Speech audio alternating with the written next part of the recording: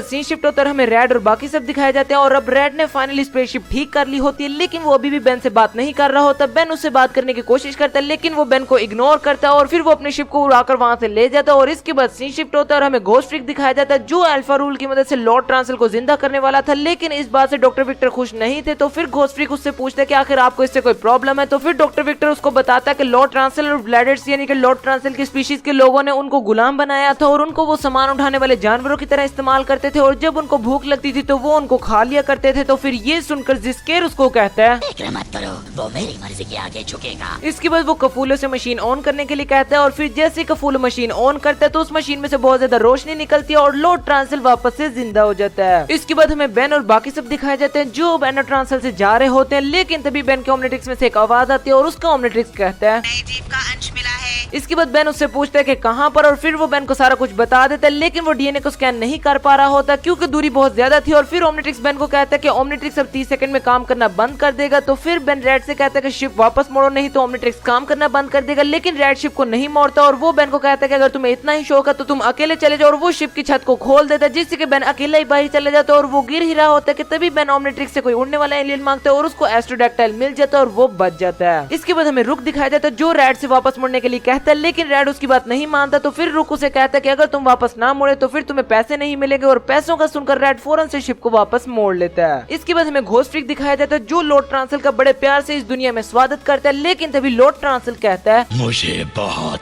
भूख लगी है और वो कफूल और डॉक्टर विक्टर को पकड़कर हवा में ले जाता है ताकि वो उन दोनों को खा सके, लेकिन तभी घोस्ट फ्रीक उसको साइड पर फेंक देता है। तो वो अपने मुंह से करप चुरा यानी कि वो छोटी सी चीज निकालता है और उसको घोस्ट फ्रीक की तरफ फेंकता है, लेकिन घोस्ट फ्रीक उससे बच जाता है और फिर घोस्ट फ्रीक लॉर्ड ट्रांसल की बॉडी में जाकर उसे कहता है कि मैं तुम्हें इस दुनिया में वापस लाया हूँ, मैं जो चाहूँ तुमसे करवा सकता हूँ। और फिर वो उसकी बॉडी से बाहर निकल आता है और ये देखकर लॉर्ड ट्रांसल थोड़ा सा शांत हो जाता है। तो फिर घोस्ट फ्रीक उसे कहता है कि हम दोनों एक ही जैसे हैं, हम दोनों ही दूसरों की बॉडीज पर कंट्रोल कर सकते हैं और हम दोनों को ही सूरज की रोशनी से नफरत है, तो हम दोनों बहुत अच्छे दोस्त बन सकते हैं या फिर अच्छे दुश्मन बन सकते हैं। तो फिर लॉर्ड ट्रांसल उसे कहता है कि तुम्हें मुझसे आखिर क्या चाहिए। तो फिर घोस्ट फ्रीक उसे कहता है कि हम दोनों मिलकर इस यूनिवर्स पर कब्जा कर सकते हैं और ये सुनकर लॉर्ड ट्रांसल उसे कहता है मैं सुन रहा हूँ। इसके बाद हमें रुक और बाकी सब दिखाए जाते हैं। बेन रुक से पूछते हैं कि आखिर तुमने उसे मुड़ने के लिए वापस कैसे मना लिया। तो फिर रुक बेन को कहता है मैंने इसके दिल की अच्छाई को जगाया। इसके बाद वो लोग ओमनिट्रिक्स के लिए उस नए डीएनए सैंपल को ढूंढते ढूंढते जा ही रहे होते हैं कि तभी उनके सामने स्काउट आ जाता है और स्काउट उसे कहता है कि हम सभी बहुत बड़ी मुसीबत में। और तभी वो देखते हैं कि उनकी तरफ एनो ट्रांसल के सभी लोग बढ़ रहे होते हैं और उनके सर पर वही करपचूरा लगा होता है, जिसका मतलब होता है कि लॉर्ड ट्रांसल ने इन सभी को कंट्रोल कर लिया है। इसके बाद वो सभी ये देख ही रहे थे कि तभी लॉर्ड ट्रांसल 4 करपचूरा फेंक कर बेन के दोस्तों को भी कंट्रोल कर लेता है, लेकिन वो होबल को कंट्रोल नहीं कर पाता क्योंकि होबल की स्किन में से एक तरह का सुरक्षा कवच निकलता है जो कि उसको इस तरह की चीजों से प्रोटेक्ट करता है। इसके बाद बेन देखते हैं कि लॉर्ड ट्रांसल के साथ घोस्ट फ्रीक भी होता है और घोस्ट फ्रीक बेन को बताता है कि ये छोटी सी चीज जिसका नाम करपचूरा होता है ये लॉर्ड ट्रांसल को उसके शिकार को कंट्रोल करने में मदद करते हैं। और तभी बेन के ओमनिट्रिक्स की आवाज आती है और वो कहता है नए जीव का डीएनए एनालाइज हो गया। इसके बाद बेन होबल को कहता है कि पीछे हटो और बेन ओमनिट्रिक्स का यूज करता है और वो उस नए एलियन में ट्रांसफॉर्म हो जाता है। इसके बाद लॉर्ड ट्रांसल सभी को बेन पर हमला करने के लिए कहता है, लेकिन तभी बेन होबल को उनकी तरफ फेंकता है और मौका देखकर वो लॉर्ड ट्रांसल के चमचे को उसी करपचूरा की मदद से अपने कंट्रोल में कर लेता है, लेकिन इससे कोई भी फायदा नहीं होता। और फिर एनो ट्रांसल के सभी लोग बेन को ढक लेते हैं, लेकिन तभी बहुत बड़ा ब्लास्ट होता है जिससे एनो ट्रांसल के सभी लोग दूर जाकर गिर जाते हैं और बेन मौका देखकर उन सभी को लेकर अपने साथ निकल जाता है। इसके बाद बेन उन सभी को एक जगह पर ले जाता है और वहाँ पर वो एक प्लान के बारे में सोच रहा होता है और तभी वो होबल को कहता है कि हमें सबसे पहले जिस्केर का कैसल ढूंढना होगा। तो फिर होबल कहता है कि पिछली दफा जब उसने हमें कैसल से निकाला था तो उसका कैसल गायब हो गया था। और तभी बेन उन तीनों से कहता है कौन मुझे जिस्केर जाने का रास्ता दिखाएगा। इसके बाद वो तीनों हाथ खड़ा कर लेते क्योंकि उन तीनों को पता था कि कैसल कहाँ पर है, क्योंकि वो पहले जिस्केर के साथ ही काम करते थे।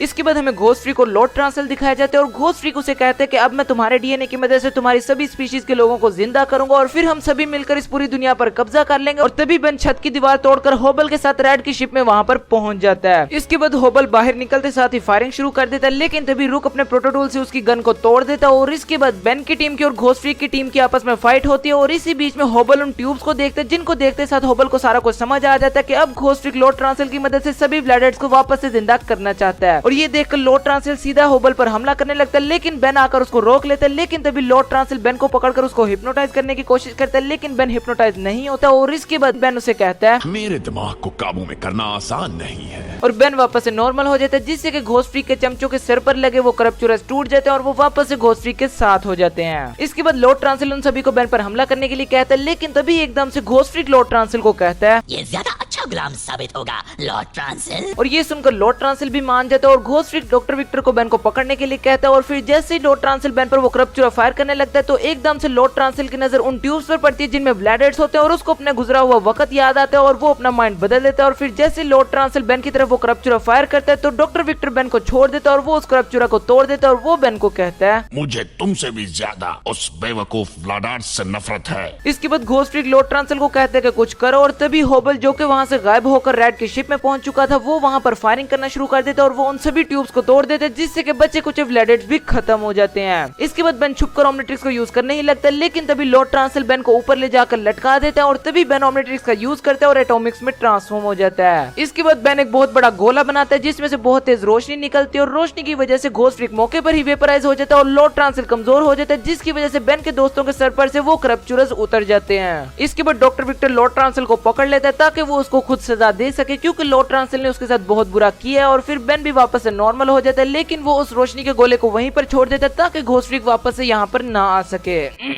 इसके बाद वो सभी रैड की शिप में बैठते हैं और वहाँ से चले जाते हैं और स्काउट एंड ट्रांसिल के लोगों को बचाने के लिए बेन का शुक्रिया अदा करता है और वो लोग वहाँ से चले जाते हैं। और तभी हमें डॉक्टर विक्टर दिखाया जाता है जो लॉर्ड ट्रांसिल को सूरज की तरफ ले जा रहा होता है और यहाँ पर यह एपिसोड खत्म हो जाता है।